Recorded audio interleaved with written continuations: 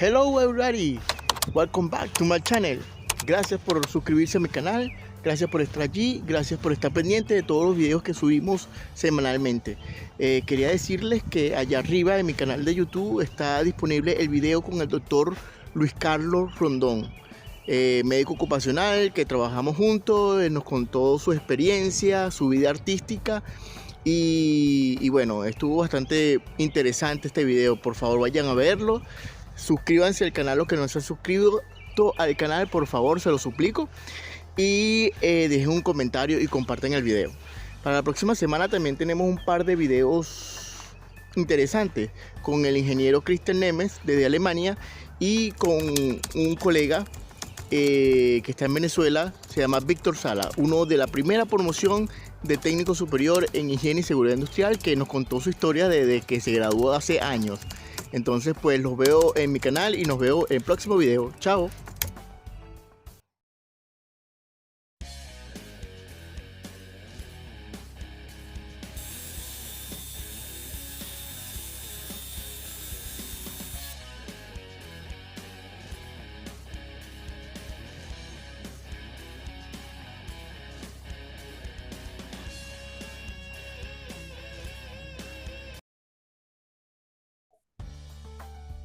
Muy buenas tardes, sean todos bienvenidos a un capítulo más de su podcast favorito, el podcast de seguridad industrial. Gracias a todos los que se suscriben al canal, gracias a todos los que están pendientes de cada video que subimos semanalmente a nuestro canal de YouTube. Hoy estoy muy contento porque después de estar cuadrando agenda, después de tener conexión por diferentes vías, al fin tengo un médico ocupacional en el podcast de seguridad y mejor aún, un médico súper amigo mío, trabajamos juntos en la Los Andes y bueno, un honor tenerlo acá en el podcast de seguridad, doctor Luis Carlos Rondón. ¿Cómo está, doctor?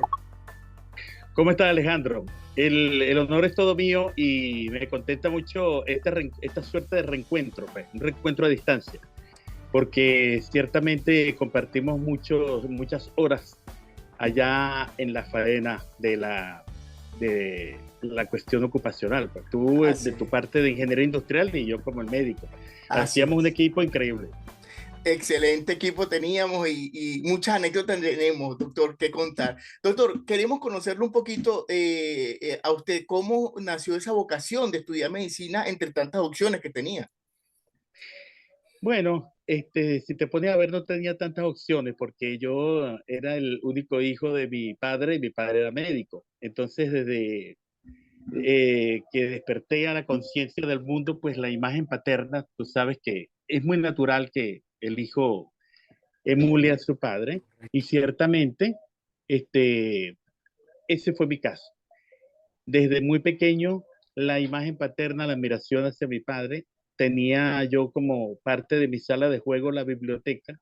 Yo agarraba los libros sin saber leer, 3 años, imagínate, 4 años, veía las láminas, hacía preguntas, me hacía yo mis mismas historias y me fui motivando hacia hacia esa área del conocimiento, ¿no? Y por otra parte, él también, por supuesto, lo retroalimentaba, ¿no? Claro. Yo me acuerdo cuando yo era pequeño, entraba a la casa de jugar para comer y me decía, hijo, tú vas a ser médico, tienes que tener las manos limpias. Imagínate eso. Oh, A medida excelente que fue historia. pasando el tiempo, yo, tal vez lo que más me motivó fue la curiosidad. Hay otros niños que podrán decirte, no, yo quería ser médico para curar todas las enfermedades del mundo. No, no, no. Yo quería ser médico por la curiosidad, por el conocimiento, por las cosas que yo veía que ocurrían en el cuerpo humano. ¿Por qué yo siento esto cuando abro los ojos en la mañana? ¿Por qué siento esto? ¿Cómo me quedo dormido? ¿Cómo despierto? ¿Por qué me duele aquí? ¿Entiendes? Ese tipo Claro.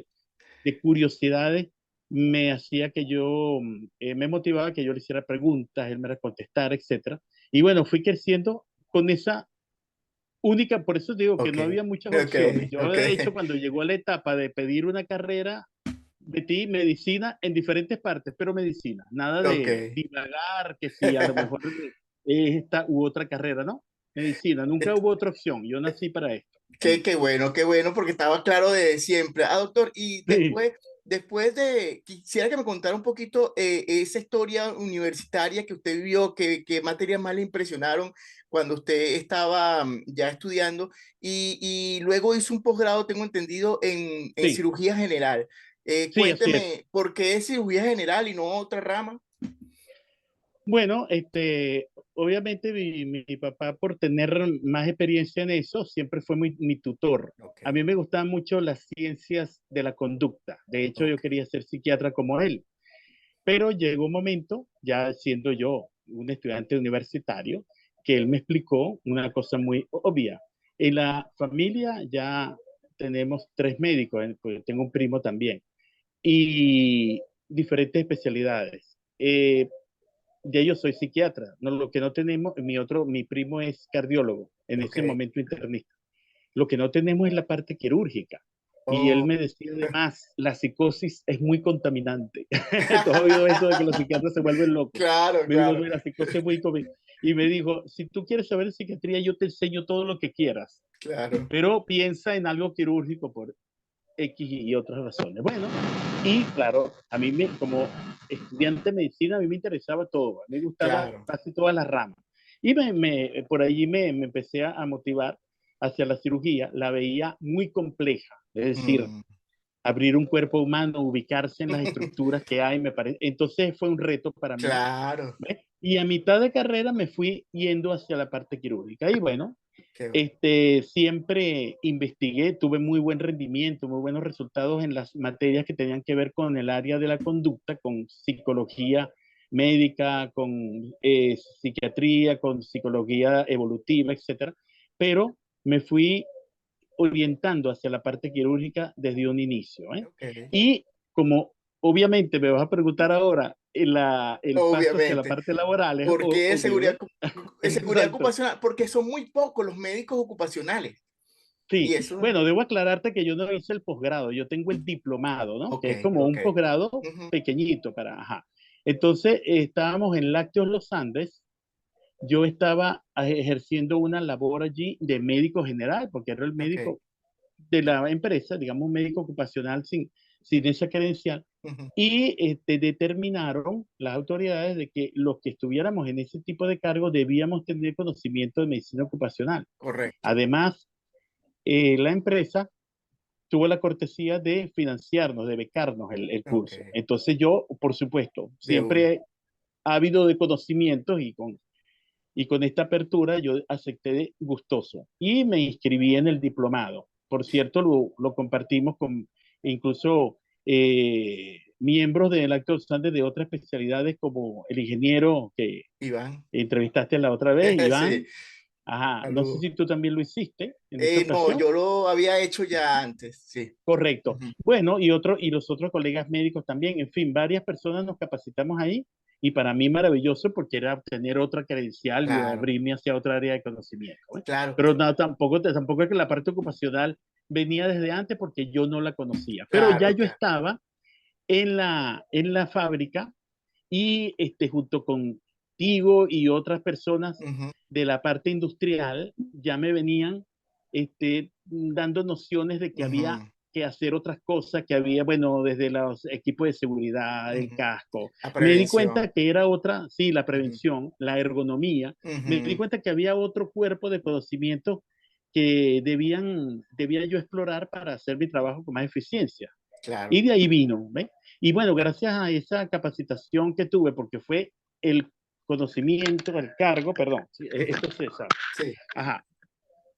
Gracias a esa capacitación que tuve y al mismo tiempo la pasantía, porque estaba en el cargo, pues Ujú, bueno, me volví un conocedor del qué bueno. área y después de salir del Acto de los Andes, seguí Continuó. Ah, ok. haciendo en otra empresa como médico ocupacional, Ya. como Pero, médico diplomado en medicina doctor, ocupacional. usted Ujú. ha visto seguro muchos accidentes y muchas Obvio, sí. motivaciones por su carrera desde que estudió y en el área ocupacional. ¿Qué recuerda qué accidente ocupacional le impactó más, tal vez? O bueno, le quedó como esa reflexión oye, hay que trabajar en esta área para evitar ese tipo de Sí, accidentes. ¿Qué recuerda de esa? De, Mira, han sido muchos, ¿no? ujú, Pero ya que me lo pregunta de manera particular, hay uno que me impresionó sobre todo por la parte de que tenía que ver con el área, con la función de trabajo, era más ujú, que un traumatismo, y yo lo vi mucho tiempo antes de entrar en el área ocupacional. O sea, fue ok. casi como un aviso temprano de lo que vendría a ser una futura vocación, tal vez. Estaba yo como médico general en la emergencia de la Antonio María Pineda del Hospital Central de Barquisimeto, y a primeras horas de la mañana acudió un adolescente, ¿verdad? Con la mano Ah, metida hasta la muñeca en un molino de carne y por la oh, parte de abajo unos deditos que salían, o sea, horrible. El muchacho estaba moliendo carne, después investigamos que claro. había estado alicorado y eso le había producido al otro día una resaca y estaba con una Ujú, atención, digamos, disminuida y metiendo carne, le agarró los dedos y él llegó con todo y molino. Eso lo primero que hubo fue que llamar a mantenimiento para que partieran con una especie de sierra el ujú, aparato para tratar, pues no sacar la mano así, pues se terminaba de destrozar. claro, Y por claro. supuesto fue trabajo de los cirujanos de mano arduamente y una recuperación muy parcial, perdió varios dedos. O Oye, qué sea, increíble. exacto, una cosa de imprudencia, de una lesión, por supuesto, totalmente ligada a la función laboral de este Correcto. joven, Al acto ¿verdad? inseguro en todo caso, ¿no? Ajá, a Ajá. la situación insegura y por supuesto que da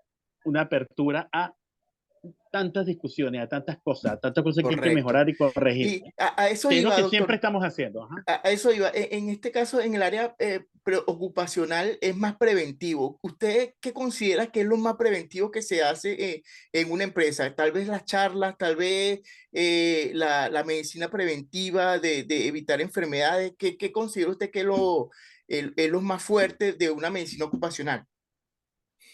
Mira, pienso que es la atención continua, ¿ves? Ok. Porque como no todo el tiempo es el mismo problema, como no todas son las mismas situaciones, las áreas laborales son tan diversas, es Ujú, decir, desde una refinería petrolera hasta una industria textil, ujú, por decir dos ejemplos allí. Entonces, decirte que son las charlas, bueno, en algunas empresas yo creo que las charlas son ujú, fundamentales porque orientan, permiten el feedback, la retroalimentación. ujú, En otras son las inspecciones, definitivamente. Ir allá a ver con nuestros propios ojos. En otra área es la parte prácticamente curativa, porque es tan arriesgado que prácticamente estamos allí es para resolver los accidentes que ocurren. Estoy hablándote, por ejemplo, no sé, se me ocurre en la industria pesquera, pues. O sea, tú por claro. más que Ajá. los orientes y Correcto. todo, cuando, Ujú, cuando llega y se tienen problemas con inmersión o se hieren con una herramientas que son tan peligrosas, pues ujú, lo que hay que hacer ya no es tan preventivo. claro, claro. Pero en lo más cotidiano en nuestro medio, en nuestras fábricas, en nuestras industrias, yo diría que es la atención continua, estar Ok, pendiente de la ergonomía, ok. fundamental, porque no todo el tiempo el problema del médico ocupacional, y tú lo sabes, es el accidente, ¿no? El Correcto. accidente es el Ajá. exabrupto, Ya pero estamos no, las perdidos, sí. lesiones, exacto, Ujú, pero son las lesiones crónicas también, ¿no? correcto. Las lesiones Las crónicas enfermedades. que tienen un costo individual y también un costo corporativo. Entonces, vigilar, es la ergonomía, es la prevención de la salud general para que el individuo, el trabajador esté en las mejores condiciones cuando vaya al trabajo. Ujú, Es la parte socioeconómica de él, la parte psicológica. O sea, correcto. todo hay que cubrirlo. Entonces, bueno, como la vida misma, ¿no? Sí. Es atención y trabajo allí. Eso es lo que tenemos que siempre estar alerta, no convertirnos en profesionales que estemos allí acostumbrados pues al escritorio a pasar una Así es. consulta. No, Es en la verdad. medicina ocupacional hay que estar en planta, hay Em, que entrar a planta, hay que hablar con gerencia, hay que conocer a los trabajadores desde el primero hasta el último, desde el que está entrando hasta los jefes y conocer sus expectativas sus debilidades, sus tendencias, sus vicios, si los tiene, pues Así saber, es, mira, este trabajador tiene este problema, vamos a abordarlo por aquí, claro, porque esa es la forma de prevenir, porque obviamente al final uno desea prevenir, no llegar así es. a la lesión, a lo Excelente. irrecuperable. Sí. Excelente, excelente. Y obviamente mucha diferencia entre el médico tradicional y el médico ocupacional. ¿Por qué cree usted que hay pocos médicos ocupacionales? ¿Será porque no le gusta digamos, ese área de prevención? ¿Qué piensa usted de por qué no hay tantos médicos ocupacionales? Porque no solamente en Venezuela, en Sí. Latinoamérica en general, creo. Bueno, en nuestro medio hay primero, existe una subvaloración del médico en general, ¿no? El médico Ok. es infravalorado en nuestro país, en nuestro país en particular, es uno de los países donde el médico es peor pagado. Entonces, de por sí existe poco estímulo, incluso para ser médico.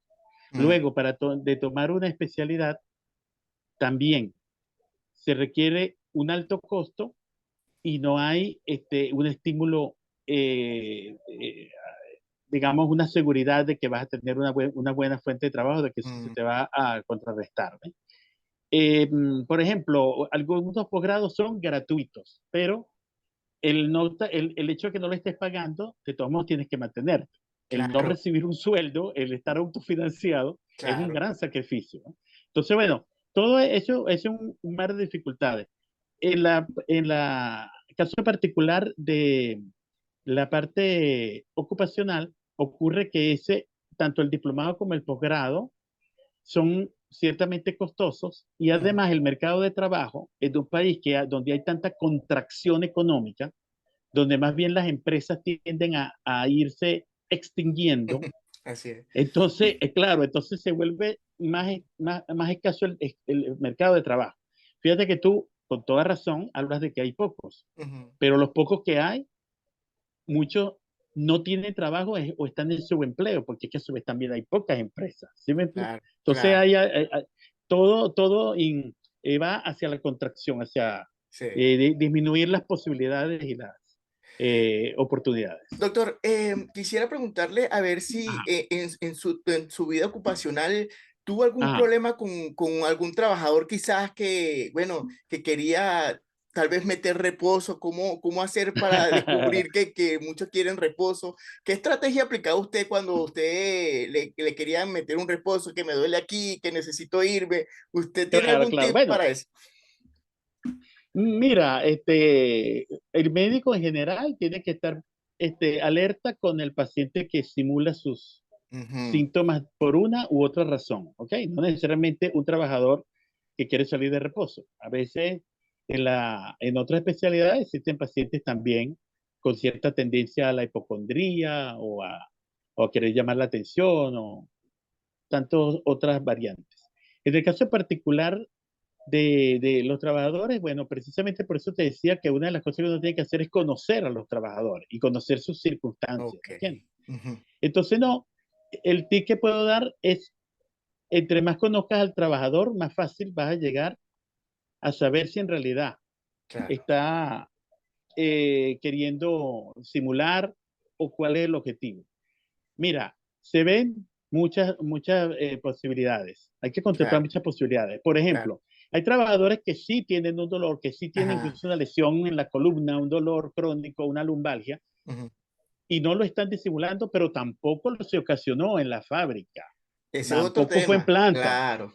sino porque él, por necesidad, vaya usted a saber, está haciendo un trabajo más pesado, más peligroso en su propia casa. Por ejemplo, aquí Ujú. llena envases de plástico, ok, tedioso, cansón, monótono, lo que tú quieras. Oye, pero en casa está construyendo, ¿me entiendes? Con un amigo, Claro. construyendo una estructura, cargando imprudentemente cantidades de mezcla de cemento, etcétera, etcétera. Entonces, Ajá. claro, viene con un dolor en la espalda que no se debía a eso. Claro. Ajá. Existen los otros que, claro, son los de los viernes, los de los sábados, Esos son muy ¿verdad? Que típicos. son Sí. los parranderos. Entonces, Ajá. es preferible conocerlo. ¿Qué hacía yo con ellos? Bueno, al conocerlo, al saber, yo a veces pactaba con ellos. Pues mira, en realidad tú no tienes esto, pero claro, tú tienes bueno, tienes tantos fines de semana, tantos meses que no pierdes reposo, etcétera. Bueno, vamos a hacer una cosa, ¿vale? Ya que tú tienes el cumpleaños de la niña, está bien, vamos a ayudarte con esto, ¿ok? Pero eso sí, no, no abuses. Claro, Vamos a estar claro. claro, ¿no? Te voy a permitir esto porque si yo no te doy el reposo por esta razón, tú eres capaz de que llegas y te haces una cortadita aquí, chiquitita, No, sí, ve, también. pero hay que agarrarle un punto y hay que mandarlo de reposo o algo parecido, o sea, conociendo el paciente. Claro. Entonces, eso me permitió, por cierto, ese conocimiento, esa confianza de llegar a muy buena relación. Hoy, ahorita, mira, han pasado años y Ujú. todavía en la calle me consigo ex trabajadores de ya haciendo otra cosa, de repente en un taxi o algo y me saludan con mucho afecto y me dicen, no, usted es el Oh. que me ha ayudado, usted, ¿entiendes? Porque yo era condescendiente en ese sentido, no hasta el punto de la ilegalidad de, oye, Claro, mira, claro, claro. vete de paseo, no, pero a veces llegaba a un pacto, pues, ¿no? Ok. Mira, vamos a hacerlo. Así mismo pasó, por ejemplo, una trabajadora, por ejemplo, que yo operé, ella tuvo, bueno, un poquito dolor postoperatorio, estas cosas, pero claro, después quería prolongar el Ujú, reposo, prolongar y prolongar, y yo dije, mira, vamos a hacer, mira, sabes que yo te ayudé, te hice esto, lo otro, ujú. tú con esta actitud de decir que te duele allí donde te operé, me estás haciendo quedar mal, vamos a ser Claro. sinceros, mira, todo lo que pasa es que yo me quiero incapacitar porque tengo este otro problema. Bueno, está bien, vamos, yo te voy a orientar con un colega que es justamente en ese caso era ciencia de la conducta, pues tú estás Ok. deprimida por esto y lo otro, Ajá, claro. va a buscarte eso, pero mira, ¿ve? Entonces, claro, la sinceridad, eso es el buen rapport, eso es relación médico-paciente, que es Eh, otro tema que podemos hacer un podcast completo de eso. claro, me imagino. Entonces, redondeando tu pregunta inicial, ¿cuál es el tip que yo doy? Desarrollar una buena relación médico-paciente. Es la mejor Eso, manera de cubrirse hasta donde se pueda de las simulaciones, de las vivezas, ¿verdad? Sin llegar a ser un enemigo de tus trabajadores porque no tiene sentido y el médico no claro, puede ser enemigo tuyo, pues, o sea, por claro, claro, definición. Por más que tú seas patronal, no puedes llegar claro. a ponerte en contra del trabajador, ni Doctor, tampoco en contra de la empresa. Eso. perfecto. Doctor, quería también un poquito en esas guardias que teníamos y esas tertulias que Sí, hacíamos durante ajá, mucho tiempo, quisiera también sí. que me contara su percepción y bueno, quiero hacer aquí un paréntesis porque también me da curiosidad, su percepción de la vida. Yo entiendo que usted sufrió un accidente que si quieren nos los cuenta aquí rapidito, pero su percepción sobre la creencia de Dios y de la iglesia. Entonces, esas eran unas tertulias muy Bueno, filosóficas y muy buenas que hasta ahora yo sí, sí, recuerdo. sí. Bueno, no, estas tertulias de nosotros, sobre todo en las horas nocturnas, Ujú, cuando más o menos estaba apaciguada la cuestión sí, y nos tomábamos un café y hablábamos, es inolvidable, ¿no? sí. Ahí fue donde cultivamos esta cálida amistad. Bueno, no tiene mucho que ver una cosa con la otra, pero es decir, parte de mis creencias, si se pueden llamar así, o mis no creencias, con el asunto este que ocurrió, eso fue muy puntual y Ok, muy ya en mi edad adulta. ok, Pero te lo voy a contar rapidito. ok. Tenía 36 años, recién casado, fue para un sitio, una peluquería de estas caseras, Ujú, una un emprendimiento, pues una señora que en su garaje cortaba cortaba el cabello. cabello Ujú, y cortaba muy bien. Entonces yo fui para allá, yo en ese tiempo, estamos ubicándonos en el año 2007, ujú, 2006, sí, 2006, este, tenía mi cadena de oro, mi anillo y todo, tranquilamente, pues no tenía, muchas personas me habían dicho que no lo usara, esto, pero como yo tampoco solía andar en la calle, ¿vale? ujú. Yo estaba confiado. En esa peluquería, no, en esa peluquería estaba un malandrito que me vio, se Oh, fue y, como se dice vulgarmente, me pichó, ¿me entiendes? Llegó otro más agresivo y empezó a amenazarme con un arma y accionarla. Eso oh, fue algo muy agresivo y todo. Yo lo tomé, yo no sabía en ese momento si era juego o no, porque el muchacho estaba bien vestido, yo estaba en un sitio donde me sentía seguro, es muy raro porque él accionaba el arma y no disparaba. O sea que yo dije, bueno, o fue que estaba descargada o era su técnica o se le encasquilló porque si me hubiera sí, disparado sí. en el cuello, pues, en fin, pero él hizo ta y me insultaba. Entonces yo lo que hice fue que me levanté, no me gustó la broma pesada porque así lo interpreté, lo empujé y lo saco del sitio, del garaje. Era un garaje Ujú, acondicionado y cierro la puerta. Cuando me volteo a preguntar a la señora que quién es ese muchacho, pues yo tampoco quería, oye, golpear o algo a un muchacho que a lo Claro, mejor era un sobrino de ella o algo. Yo estoy en un sitio donde no conozco casi a nadie. No, ella estaba en cuatro patas debajo de una de las sillas Dios de mío. cortar pelo con el cliente. Claro. Y cuando me volteo y caigo en cuenta, el muchacho entró ya agresivo. Párate de ahí, ¿entiendes? Entonces, cuando yo caigo en cuenta, digo, no, tranquilo, ¿qué es lo que quiere? Dame la cadena. Bueno, la cadena me la arrancó. ¿Qué más quiere? Dame la esclava. Y estando a más o menos 2 metros de distancia, me disparó. Casi a quemarropa en el Uf, abdomen. Entonces, claro, me dispara y yo me pongo, pero yo evalúo en segundos mis opciones, porque yo mm, me sentía en capacidad de agredirlo a él o defenderme, pero ya claro, con un disparo es otra cosa. claro, claro. Entonces le digo, me desgraciaste la vida, le digo. ¿Qué más quieres? Me quitó el anillo y se fue. Entonces ya con un disparo que yo sentí que me había atravesado, pues me salió cerca del coxis, o sea, me Ok. entró en el abdomen medio y salió por detrás. Oh, Yo dije, no, mi situación es muy delicada. Me monto en mi vehículo y me voy a casa de mis padres, que estaba a la sazón muy cerca de ahí. Estoy ujú, hablándote de 10 cuadras, por decir algo.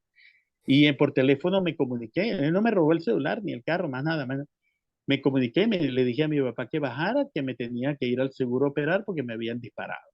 Y bueno, me llevaron, llegué allá, me operaron. Eso fue una operación de 6 horas tratando de limitar los daños. Los daños fueron más que todo a nivel intestinal, ¿me entiendes? Entonces, claro. bueno, pues pasé a cuidado intensivo.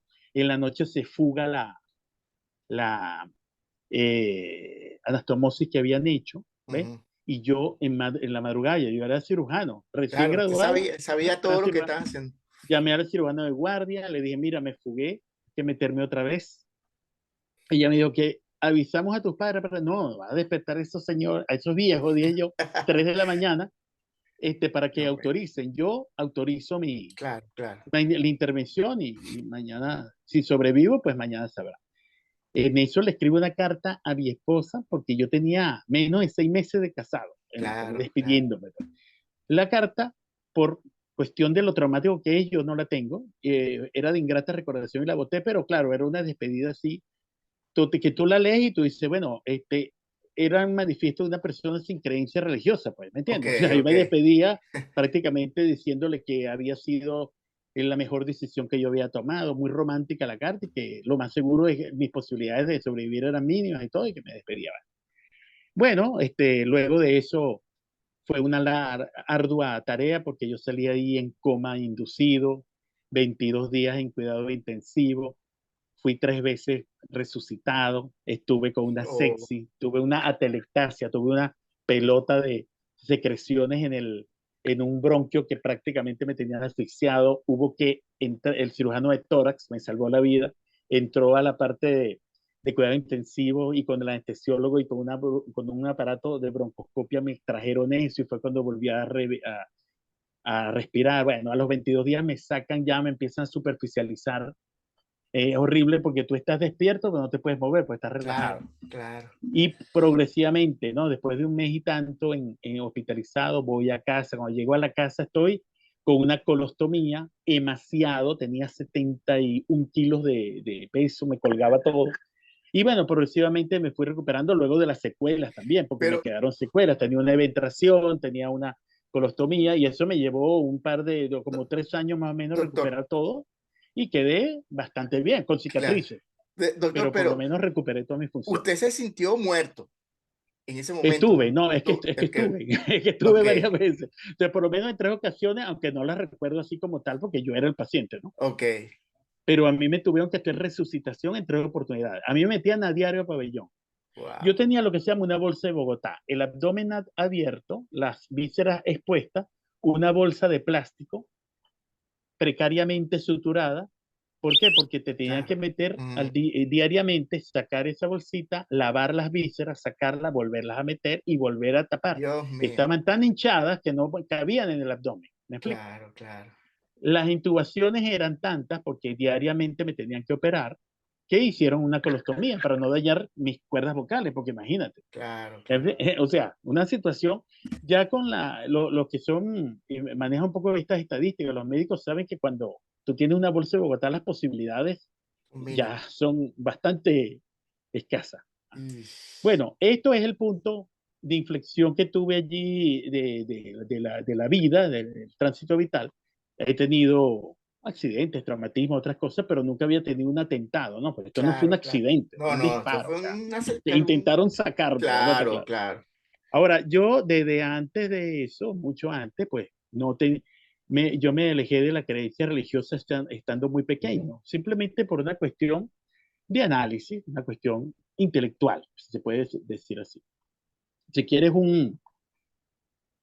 una anécdota, bueno, Ujú. estando yo muy pequeño, este, mis padres me querían inducir a la creencia católica, ¿verdad? Ok. Y claro, yo tenía 5 o 6 años, hacía preguntas. No, es que este es Dios, este es fulano, este va a hacer milagros y todo. En una oportunidad en que yo hice una travesura y mi mamá me estaba persiguiendo con la famosa chancleta latinoamericana, yo me meto, yo huyo, me meto en el baño, ¿es verdad? Ajá, Porque ajá. en el tanque había un pequeño altar. Estaba Ok. una figura de Jesucristo, una figura ahí del Sagrado Corazón y todo, y yo rezo lo que me habían enseñado para que me concediera pues que Ok. no me pegaran, ¿me Ajá. entiendes? Entonces yo con fe me hice la señal de cruz y abrí la puerta. No, la paliza que me dio fue de autonomía. Entonces, claro, claro, esto es una cosa infantil, pero es que lo hizo un niño de Claro, 6 años. pero Entonces qué, yo qué empecé, bien, qué entonces yo excelente. empecé a poner Ajá, a claro. prueba la fe, el poder de los santos, y constantemente fallaban, o me veía que eran las Mm, posibilidades, ¿me entiendes?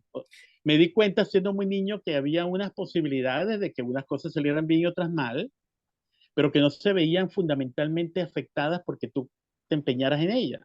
Y me correcto, puse a correcto. ver, oye, si yo quiero que mi partido de fútbol gane, rezo, me hinco y todo, pero los del equipo contrario hacen lo mismo. Claro, claro, ¿Entiendes? claro, Entonces, ¿qué claro. va a pasar? Si al final el que va a ganar es el que tenga más gente rezando, no hagan el partido. Ya No hagan el ganó el partido, otro, pues ¿para qué lo claro, van a hacer? Más bien hagan, ¿verdad? Hagan una claro. votación, hagan unas elecciones más bien entre los que están con un equipo y otro. Pero si la oración te va a modificar el resultado de un partido de fútbol, Claro, entonces no hagan el partido, por claro. recen. No, pero este, Entonces, ese ajá, tipo de dudas fueron acrecentándose hasta volverse un poquito más filosófica, ya cuando claro, veía ahora un adolescente y ajá, empecé a ver incompatibilidad, o sea, incongruencias entre los evangelios, por ejemplo, ¿verdad? correcto. Ujú. Contradicciones que, bueno, no vamos a divagar aquí porque serían muy largos, pero contradicciones en los Pero, mismos libros sagrados, y situaciones absurdas. Ajá, lo que quería decirle también es que es bien interesante porque sí, esas preguntas que usted se hacía son muy válidas y que yo creo que todos debemos hacernos preguntas de todo, claro, siempre cuestionando todo. ¿Por qué esto? ¿Por qué creo lo que creo? ¿Por qué es esto claro, así? Y eso es la filosofía, eso te acerca más a la verdad y te hace más claro. racional. Mira, Y, yo no tengo ningún complejo con esto. Yo ujú, soy ateo, ¿ok? ok, Soy ateo. Yo no creo en cosas que no pueden ser explicadas por las leyes de la física. Yo soy racional, no creo en milagros, ¿ves? A mí me dicen, mira que tú vas a operar a alguien y que si se salva es un milagro, esto. No, no, no, no. Las estadísticas, ujú, las posibilidades, las variables son las que determinan eso, ¿eh? Si yo estoy mal preparado, probablemente lo voy a hacer mal. Si estoy bien preparado, probablemente lo voy a hacer bien. El que el familiar se quede afuera rezando no va a modificar en nada el resultado. correcto. Ahora, por otro lado, yo tampoco me burlo ni le voy a decir no Eso rece, es no, porque importante. esa Ujú, persona que está fuera, el familiar, ujú, necesita un poco de tranquilidad, necesita un poco de claro, paz. claro, Y si él se refugia en eso, bienvenido es. ¿Ves? excelente. Entonces, yo no tengo, digamos, ninguna duda al respecto de la inexistencia de Dios ni nada Ok. de eso. Ujú, Para mí son hechos culturales. Para unas personas existe el Dios judeo-cristiano, lo consideran una verdad irresoluta, claro, ujú, en- generalmente lo tienen así por imprimación, o sea, se lo pusieron desde que eran tan pequeños que es claro, muy difícil sacarlo de su claro, psique. claro. Pero hay otros tienen el Dios musulmán y con el Eso mismo otro. fervor, Sí, está tal dentro de cual. su psique, ¿ves? Sí, sí, Y sí. bueno, y los hindúes tienen miles de dioses, ¿ves? Y todas las religiones, los Es que zoroastristas, el ser humano todos tienen necesita su, también. necesita creer en algo Exacto, también. Ujú. algunos lo necesitan, Sí, algunos lo bueno, sí, necesitan creer obviamente. en esas cosas, no todos lo necesitan. Ajá. Entonces, claro, y yo, como no participo en ninguna de esas creencias, tampoco tengo anticuerpos contra ellas. Es decir, me llega una persona que Ok, que ok. sea jainista, ¿ve? Y yo no voy a menospreciar su. Más bien trato de adaptarme cuando le voy a explicar algo Ujú. a su creencia, pues, ¿ve? Está bien. Y lo hago así. O sea, yo respeto la opinión de las creencias de las demás. Excelente. Respetar no significa que yo voy a caer en ella o que me voy a dejar convencer. Claro, Es claro. algo parecido, te voy a poner un ejemplo. Si tú me dices, la mejor hallaca la hace mi mamá, Tal ¿verdad? cual. Ajá. Exacto, la mejor hallaca la hace mi mamá, y Bueno, esa es tu verdad. Yo sé ajá. que tú no me estás mintiendo, no es una postura. En realidad tú crees que la mejor hallaca la hace mi mamá. Claro que no es así porque la mejor lo hace la mía, ¿verdad? Claro. Ajá. Pero como yo no puedo salir, ajá. Entonces, lo respeto en el sentido de que sé que no es así, sé que estás equivocado, pero Ujú. también sé que es tu verdad y sacarte de ahí Es es imposible. malo. ¿Qué voy a hacer Sí. yo? No, ¿y qué voy a hacer yo qué voy a hacer yo con quitarte ese altar donde tú tienes el sabor de la yaca de tu mamá como lo más Claro, grande? claro, ¿Para qué? O sea, para claro. destrozar tu estructura. O sea, ¿qué voy a ganar yo? Nada, nada, no, sigue creyendo que la mejor yaca la hace tu mamá. Y si me invitas a tu casa y la como, yo adularé la yaca, no por hipocresía, sino que Claro, seguramente es muy buena. claro. Claro, no mejor que la que hace la mía, ¿no? Pero, Sí, pero yo, no, mira, a mí me encantó, muchas gracias. Si es buena, si es muy mala, ya será otra situación. Pero claro. seguramente es una yaca deliciosa, ¿verdad? Y para ti es la mejor, pero no es cierto. No es una Doctor, verdad universal, pero es tu verdad. Esa es claro. mi situación. Y no, y lo que Percepción. usted dijo muy importante, que es el respeto a cada quien y cada quien con su Obviamente, creencia, eso es excelente. Doctor, vamos a pasar a otro sí, tema súper cómo no. interesante y que quiero que Dime. exploremos, porque usted tiene una fase artística, canta, pinta, declama, es poeta, y quiero que me cuente todo eso en este podcast, ¿no? ¿Qué tal? ¿Dónde nació o cómo se descubrió como poeta, como escritor, como dibujante? Cuéntenos esa historia de usted, por favor. Lo de dibujar, no sé, una vocación muy natural. Yo creo que todos los niños buscan de alguna manera garabatear, ¿no? Sí. Muy temprano en la escuela tenía yo que hacer dibujos. Mi hermana mayor, una de mis hermanas, tenía mucho talento para el dibujo, o lo tiene, mejor dicho, y dibujaba, y yo la veía dibujar. Ella me Ok. hacía los dibujos más difíciles. Entonces, claro, yo viéndola, aprendía, y me gustó hacerlo. Me gustó porque cuando yo llevaba los dibujos de ella, pues todo el mundo se quedaba sorprendido, ¿eh? Me dije, oye, esto es interesante. Y claro, siempre era muy terapéutico, pues yo me ponía a intentar dibujar, entonces sentía que expresaba, ¿ves? Correcto. Porque el artista, Bueno, continuamos con esta súper conversación con el doctor Luis Carlos Rondón, que le agradezco su tiempo, le agradezco su disposición y bueno, nos contaba de esa faceta artística de la pintura. Por aquí vamos a dejar algunas pinturas que usted nos mandó para que ustedes los vean y bueno, y la verdad que son muy buenas pinturas, muy buenos dibujos que usted hace, doctor. bueno, sí, dibujos. Más que todo son dibujos a lápiz, a veces con plumilla, con marcadores, ¿no? Ujú. Poco uso el color, me gusta más hacerlo en blanco y negro, sombra, y algunas veces a algunos le he puesto color. Bueno, no, te decía que esto nació por obligación de las exigencias de los estudios, pero mi hermana, que tenía mucha habilidad en el dibujo, que era la que me hacía los dibujos cuando yo estaba más pequeño, Ujú. me motivó a querer hacerlo bien. Ok. Ella dibuja muy bonito y, oye, me encantaba y ella me dio muchos consejos, ¿no?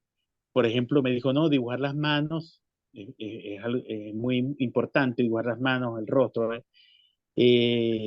Colorea así, haz estas líneas de esta manera, me dio esas orientaciones iniciales y a mí me fue gustando y siempre ha sido terapéutico. Tú sabes que el artista en cualquier área, Ujú. escultura, pintura, música, tiene cumple esa función con el ejercicio de su arte. Es decir, las emociones positivas, negativas, etcétera, se drenan a través de la expresión artística. Es decir, Correcto. si yo tengo una gran admiración hacia un personaje y quiero decirle cosas, expresarle, entonces yo agarro y lo dibujo y me expreso ahí. Eso, esa pasión que se pone muchas veces se traduce en calidad, muchas veces, ¿no? Aunque claro, Correcto. la calidad de un dibujo tiene mucho que ver con la técnica y con otras cosas, pero esa pasión que se pone casi siempre se expresa. Y eso te, de alguna manera te drena, te permite Claro, sentirte mejor. claro. Cuando es algo negativo también, tienes una gran tristeza, una cosa, de repente escribes un poema, expresa lo que tal vez no puedes expresar de otra manera Ujú. y te sientes liviano. ¿Sí me explico? Es Así, decir, tal cual. Ujú. ese deseo de querer expresarse lo cumple en la función el dibujo, lo cumple a la Ok. perfección. Luego de la utilidad que ha tenido también, porque yo he hecho retratos para, bueno, para homenajear de repente a mis compañeros de trabajo en un sitio.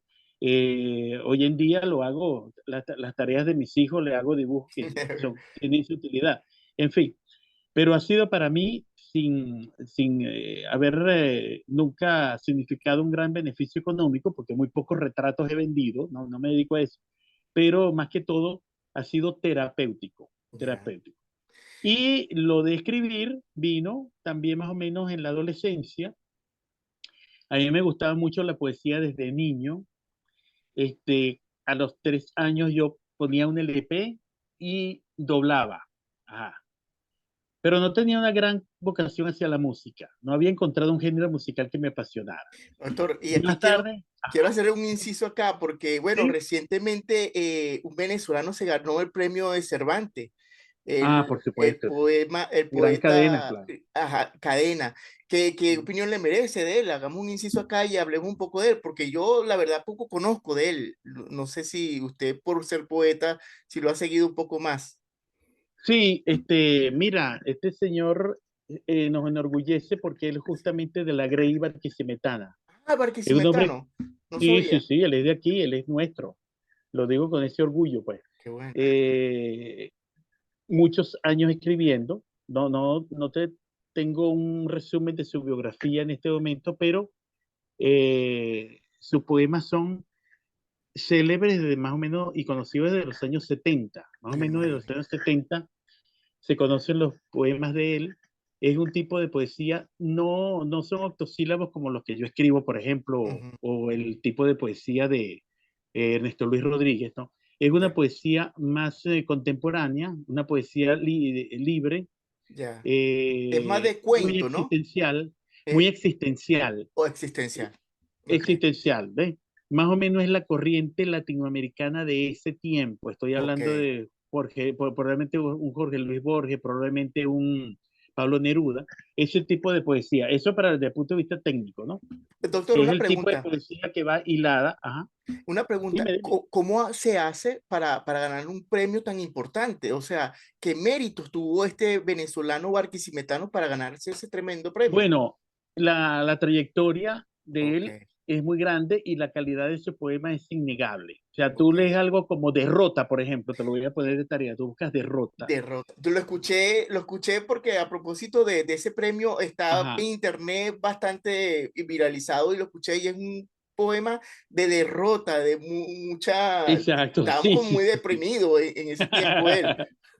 Y sin embargo tiene su parte, su giro humorístico, ¿no? Sí, sí, sí. Bueno, no, el poeta Cadena es uno de nuestros tantos poetas olvidados, como Ramos Sucre, por ejemplo, ¿ven? Que es otro grande que debería Ujú. tener un reconocimiento internacional. Pero este señor, aparte de su talento poético, es un intelectual, Ok, ¿ven? Bueno, no sé si viste el discurso que dio al recibir el premio, claro. todo una defensa de lo que es la democracia. Ujú. Es un intelectual justamente de la más alta estirpe que hay en el país. Por supuesto, opacado por toda la situación que hay. Existen talentos como ese, cerebros como ese que no se conocen actualmente y sin embargo los tenemos y ahí están. Este señor biológicamente está prácticamente al final de su vida y sin embargo ve esta consagración. ¿Ve? Ahora, lo que él ha producido a lo largo de ella es, es digno de admirar. Claro, Todavía lo tenemos claro. aquí y es un gran ejemplo de vida para todos nosotros. Excelente. Doctor, eso es importante lo que usted dice, porque de hecho, el presidente de España no fue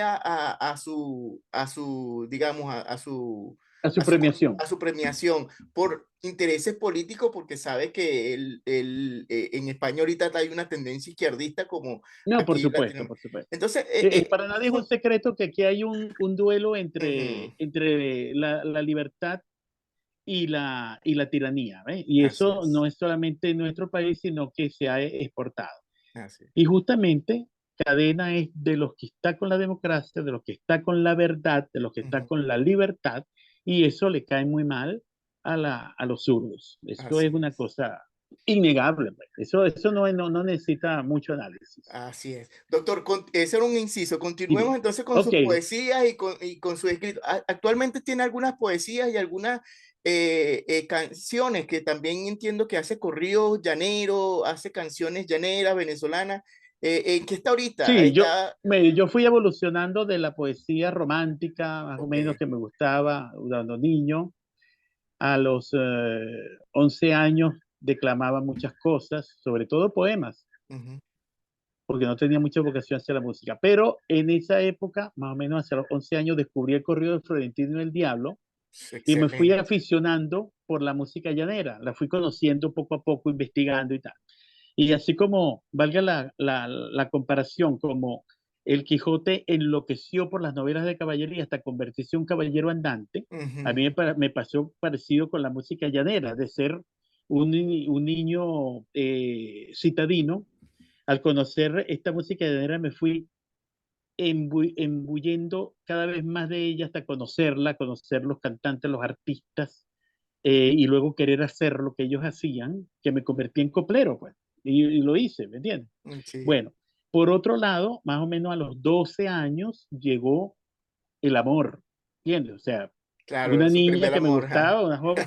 Entonces, claro, la manera, en ese tiempo no es como ahorita que los jóvenes tienen Sí. tantas libertades. En Ujú, ese tiempo prácticamente era difícil hablarle a las niñas, a los niños, etcétera. Entonces eran notitas, ¿no? Entonces ajá. yo en papelitos le hacía una copla.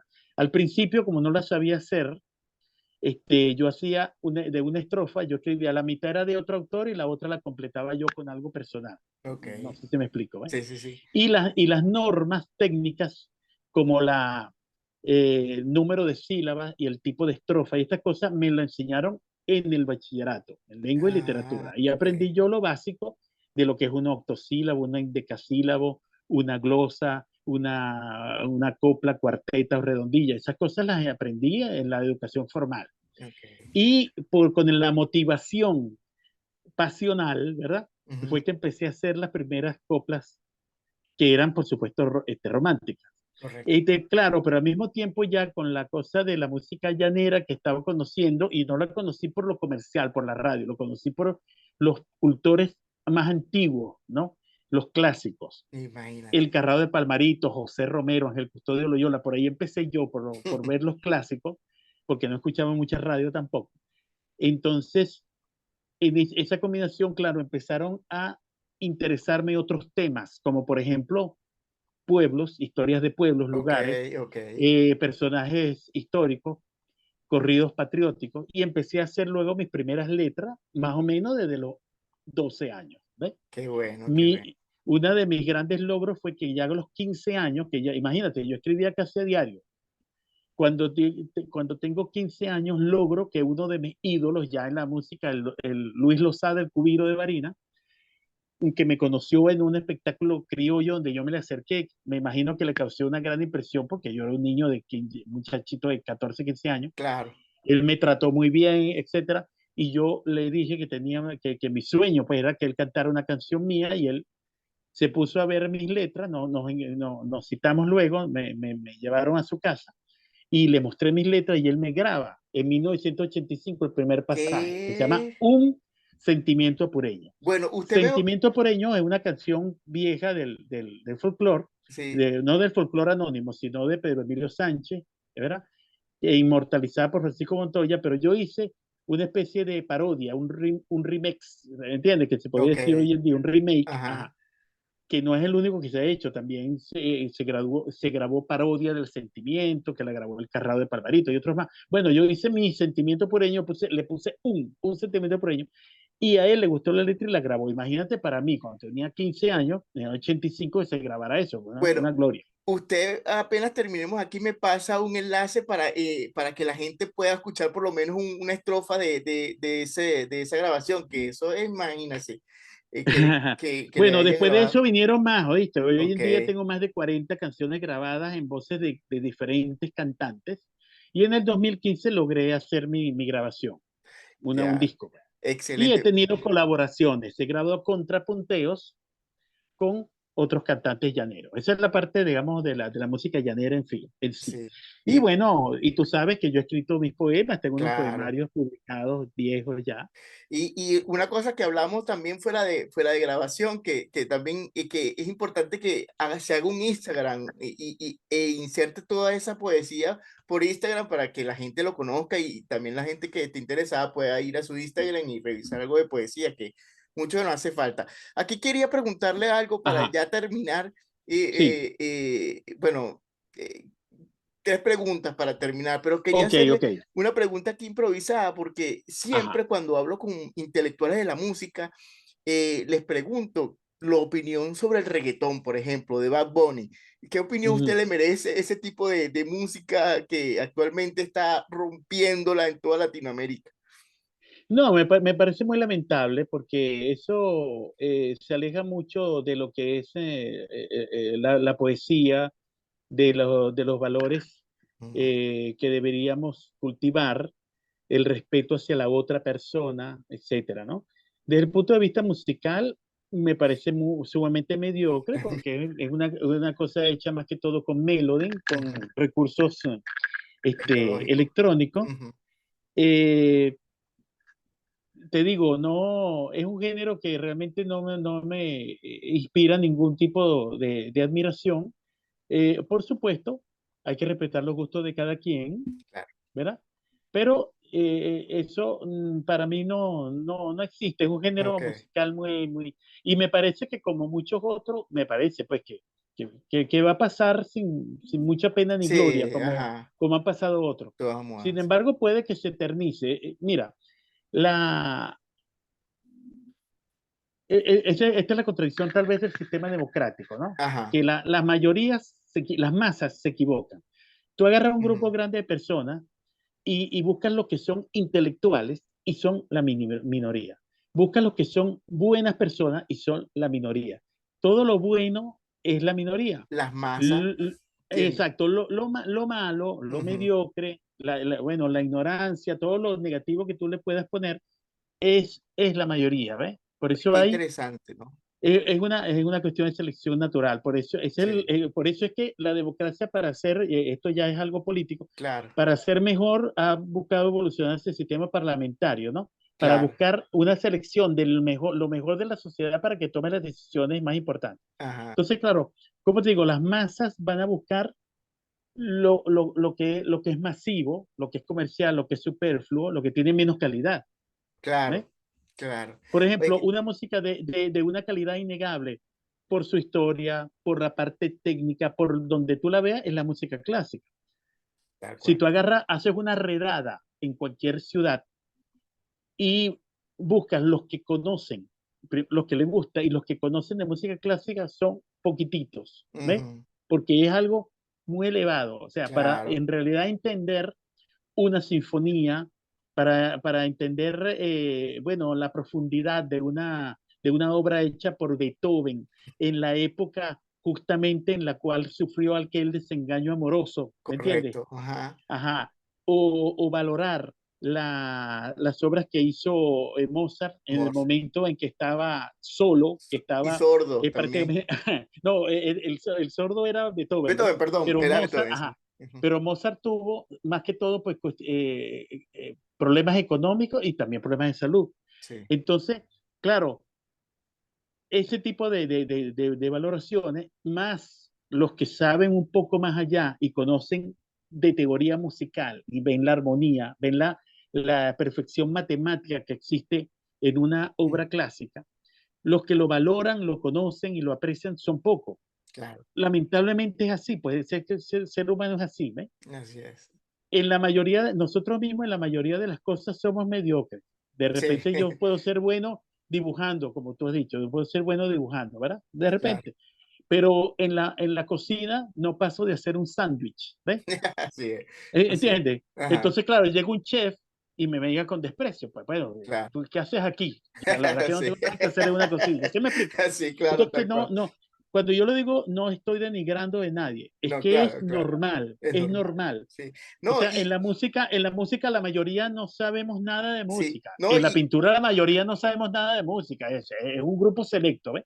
Ahora, cuando se trata de cosas como el reggaetón, ese es un producto justamente del marketing, un producto correcto, de buscar la masificación, el correcto, ingreso económico, buscando ese público más mediocre para poder obtener un ingreso económico, pero no buscando la evolución de la música. correcto, ¿Ves? tal cual, A eso me refiero. tal cual. Ese es mi punto. Y también lo vemos en los podcasts, por ejemplo, un Ajá. podcast que haga chiste, que tenga, digamos, nada de educación como esto es lo que estamos hablando, esos podcasts suben durísimo. Cambio, estos tipos de podcasts donde tratamos de llevar un mensaje, de educar, de orientar a algunas personas, pues es poco, le cuesta más llegar a la meta. Doctor, ya Es cierto.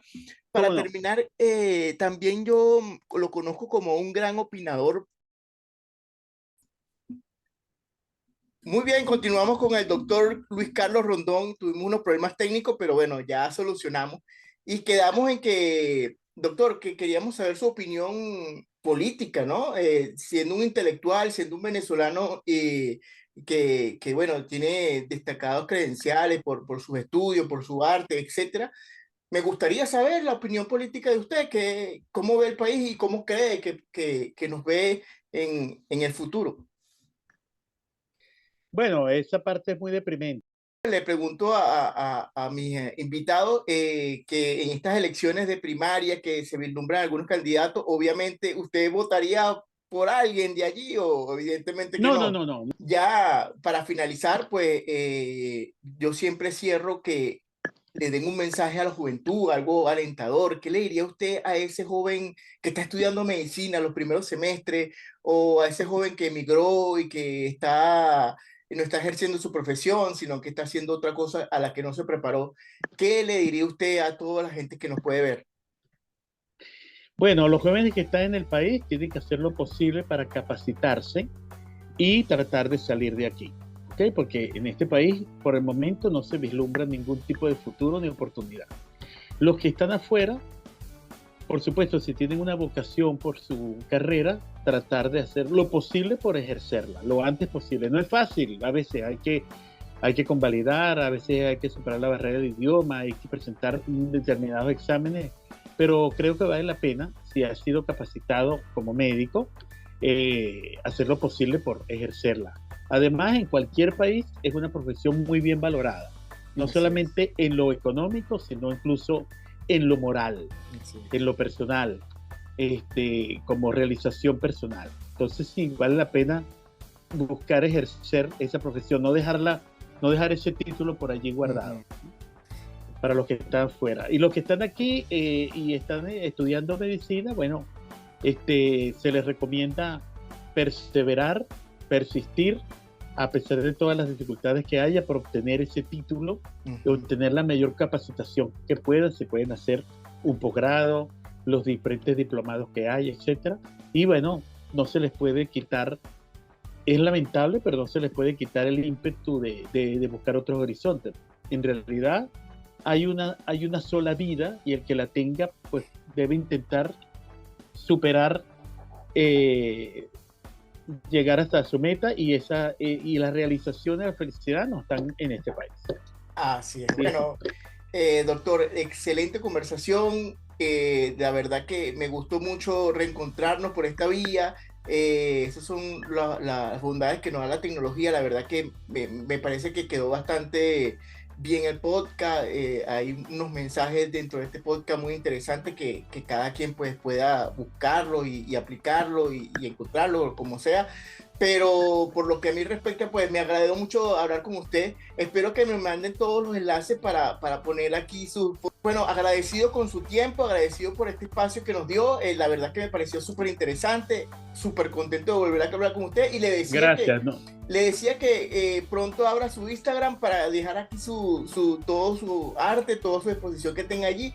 Y bueno, ya usted me mandó algunos dibujos que hace, algunos de su arte, y pues yo lo voy a estar publicando por acá, y cualquier cosa que quiera publicar, pues por aquí estamos a la orden. Entonces, un abrazo a la distancia, doctor, y muchísimas gracias por estar con nosotros. Gracias a ti, Alejandro. Bueno, y a nuestros suscriptores Éxitos. a nuestros suscriptores que comparten el video, se suscriban al canal y que dejen sus mensajes. Y nos vemos en el próximo podcast.